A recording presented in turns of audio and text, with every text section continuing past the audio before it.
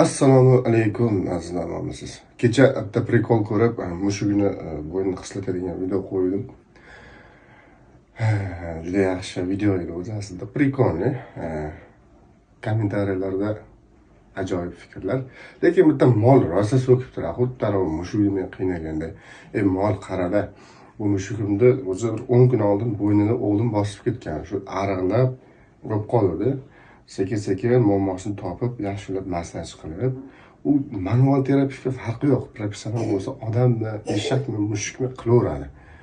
O'sha 5-kun bugun 2 mahal bo'yinni ochyapman. Alhamdulillah zo'r hozir giperaktiv mushukcham. Qara, mol. Qara. Bosh qo'yib bor, jonim.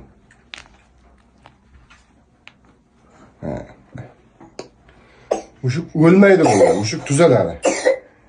O'pka kasalni qara. Xo'sh, mushukni dumini torsang, "A" deydi. Joni og'rigan. Bunda bu mushuk kayf qilyapti, qarab uchyapti.